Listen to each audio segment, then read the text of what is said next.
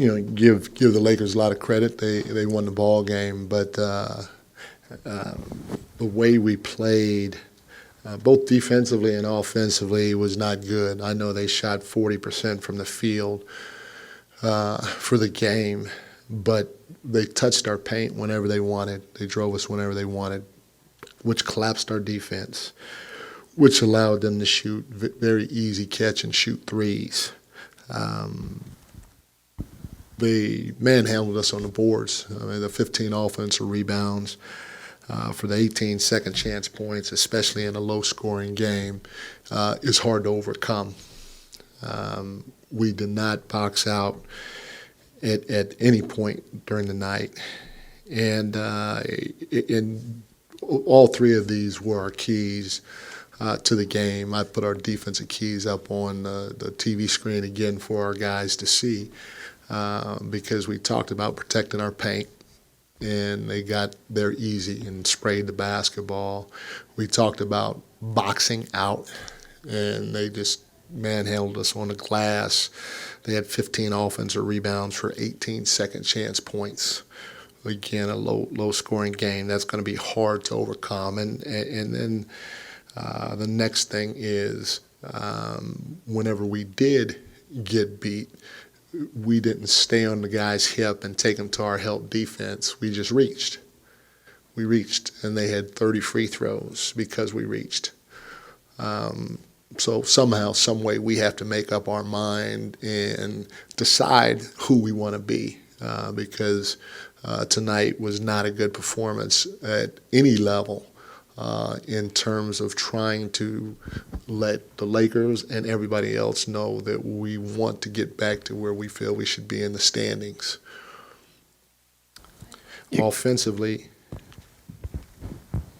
again, like I said, we reached. They had 30 free throw attempts. Offensively, we had 12 turnovers for 17 points. And most of the turnovers were unforced. In the second half. In the second half, we had 12 turnovers for 17 points. Think about this now. They shot 40% from the floor. But for a half, we had 12 turnovers for 17 points. That were probably majority of them were unforced.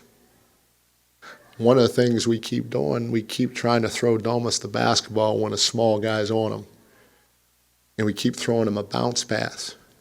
And I tell our guys, if Domas has a small guy on you, you can't throw a bounce pass. You got to seal. Domas got to ask for the ball away from the small guy, and you got to throw it up to his hand. Because if you throw a bounce pass, the pass is slower. Not only is it slower, it's bringing it down to where the little fella can come up with the basketball or deflect it. But time and time and time and time and time and time again, we keep doing it. Not only that, get taught this in middle school. If I see a switch and Domas has a guy sealed and I'm at the top of the floor, I'm going to throw it to Tony on the wing. So Tony has a better angle to throw it into Domas in the post. I'm not going to try to throw it from here because that's a tough angle to throw him the ball. So between the unforced turnovers and a handful of them being us trying to feed Domas in the post with bounce passes or from the top of the floor, it resulted in them shooting 40 points, shooting 40% from the floor, but still scoring 113 points. And the last thing I would say is we didn't move the ball. The ball stuck. It was almost, for the first time, yet we had 27 assists, but I'm telling you guys, if you get an opportunity to go back and watch the film, and watch how many times we touched the paint and we tried to thread the needle to Domas, or we tried to score it. They had 6 blocks in the first half because we're trying to shoot over AD. And when you go back and watch the film, you watch when you touch that paint, those guys wide open on the perimeter, you got to spray it. We had four sprays in the second half. 4. And we get around 20, 21 or something like that a game. We had 4 sprays. Not we made 4. We made 2. But we only touched the paint and sprayed it 4 times. the whole half, the whole second half. So if the ball's going to stick and not move, you're going to score 100 points, especially when you have 12 turnovers for 17 points in the second half. Coach, a second straight game, and there's been a couple earlier as well where they're not executing the keys, as you're pointing out, or like the possession game that you emphasize a lot. As a coach, what do you do in those scenarios? I'm going to keep drilling it, I'm going to keep showing the film, and I'm going to keep demanding that they do it. That's what my job is. And sooner or later, I got to find somebody that can do it, do it consistently. So I got to keep searching. Mike, forgive the bluntness. No, you could this be week, blunt. kind of a lot of talk, not a lot of action. We've heard what your challenges are to the guys. They're saying the right things, at least in front of the media, and then we're not seeing the results necessarily on the floor. I know there's the contract that you have all the guys sign up saying they're 100% engaged and bought into what we're doing. Are you seeing that with this team action-wise other than just words? No, right. I mean, it's evident we're not seeing it action-wise. You know, I mean, it is what it is. And that's why, I mean, I didn't yell at the guys because there's nothing to yell about. They know exactly what we have to do. It's whether or not we can go do it. And tonight we didn't go do it. You know, and so somehow, some way, again, starts with me. Somehow, some way, I got to figure out how to get them to do it by continuing to drill it, by continuing to show them on film, and if need be, I got to try to find somebody else that can do it. You know? Mike, it does feel like this team, like 3 steps forward, 2 steps back, Yeah. like all the time. Yeah. What do you think that they can't capture any momentum at all and sort of carry something from one game to the next? Well, you know, in order to be really good in this league, you got to fight through hard. You know, it's not easy. And it's not going to be easy at any time. And so sooner or later, we have to just make up our mind, no matter how tired we are physically, no matter how tired we are mentally, no matter what the officials are calling or not calling, no matter what's going right or what's going wrong, we got to make up our mind that we're just going to leave it on the floor and try like hell to play the right way on both ends of the floor. Mike, just how do you see your team, you end up with some bad habits, and how do you prevent some of these new ones from compounding, maybe some of the things where you just have a laundry list of things to focus on at that point? Sean, we got to keep coaching. You know, got to keep coaching, point out the mistakes. And, you know, in the same breath, I got to keep encouraging because we have a chance to be good, and you're not going to always climb this way. You're going to take a couple steps back. But some of the mistakes that we're making that are self-inflicted or that have to do with being hard. Like, how many times do we actually go hit somebody and beat them to a long rebound or a loose ball? That's just a determination and willpower that you have to have inside to say, I am not going to let my man beat me to this loose ball. I am not going to let my man get to the offensive glass. How many times were we there and they just grabbed us and threw us out the way and went and got the ball and put it in? Again, you got to have a mental discipline to say, that's not going to happen on my watch. And then you got to go do it. And like I said, I had no timeouts with 4 minutes to go. And literally every time I took a timeout, I said the same thing. Man, we got to box out. We got to move the basketball. We got to box out. We got to move the basketball. Long shots equal long rebounds.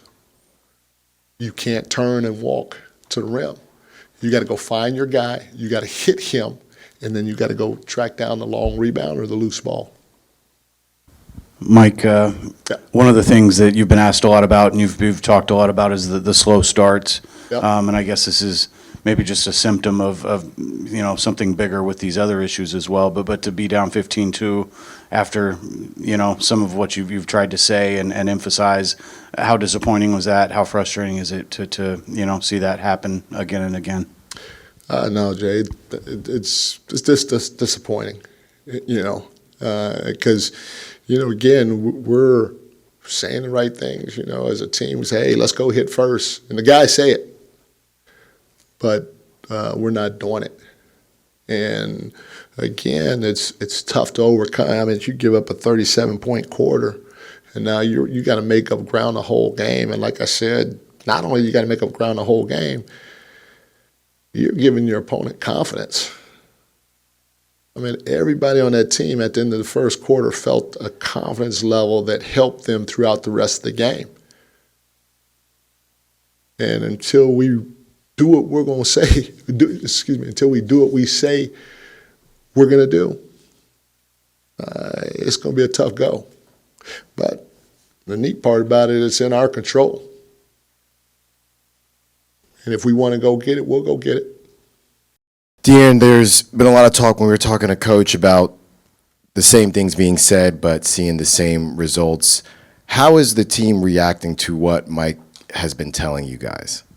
I mean, we got to go out there and execute the plan at the end of the day. I mean, once you step out there, obviously you have what he said in mind, but, if you're just thinking about it and not doing it, then at the end of the day, like, that means nothing. So, I mean, a big thing about it tonight was keeping them off the free throw line and them touching our paint. I don't know how many threes they hit that came off of threes that were just like isolation and them just shooting the ball, but I would think at least 10 of their 12 came from after they touched the paint. De'Aaron, just where is the level of frustration with the players, like behind the scenes with you guys, and how do you get through a situation like this? I mean, you've been here before in your career, but how do you fight through this? I mean, you got to find ways to break through that. End of the day, like, it's not like offensively outside of turnovers, like, we shot decent percentages, but we didn't keep them off the offensive glass and we allowed 30 free throws. D, as the leader of this team, what are you doing personally to try to get the message that you guys have to have a sense of urgency to win these games? I mean, at some point, especially in this conference, like, you keep losing games like this, and then we look back like last year, and you're on the outside looking in. So, I mean, just letting guys know, like, we keep talking about how good of a team we think we can be, and this and this and that and that. But until we're able to roll off consistent wins or be consistent as a team like that means nothing. Fox, does it feel like a lot of the problems that you guys have had now, when you add new things to it, does it tend to kind of double up on some of those issues and those frustrations? Yeah, I mean, even through like the first three quarters, we felt like we weren't playing good, and I think we're down like 6. Like, we were still in the game. So just being able to execute in that fourth quarter and get stops when we needed and get rebounds when we needed, we just didn't do. So, like I said, at some point we have to be consistent with what we're doing. Fox, you guys have a tendency to fall down maybe double digits early and then put together these runs and battle back and even take a lead, and then it seems to stop. Is that something that's on you guys taking the foot off the gas? Is the opponent adjusting? Why does the lead or the run not continue and the lead not continue to build in your minds?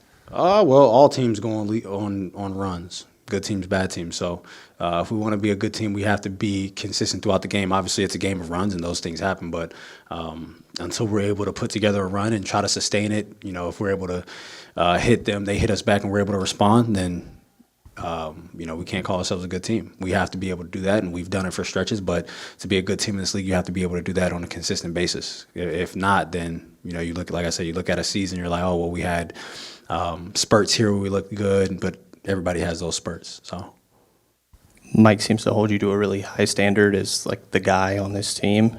How much do you also take on that responsibility yourself, and like looking back on these games, feel like there's more that you could have done? Yeah, I mean, obviously, like with fouls, and then I think I had 2 or 3 minute stretch where I was turning the ball over. Just have to be better in those moments. Those are moments that we were fighting back, getting the game to 7, back to 5, back to 4, and then I turn the ball over and it blows back up to 10. So, like I said, it's always about trying to be consistent, especially in those moments where the teams need you. Obviously, we weren't great offensively tonight, so the least amount, the less amount of possessions that we're getting isn't going to help us.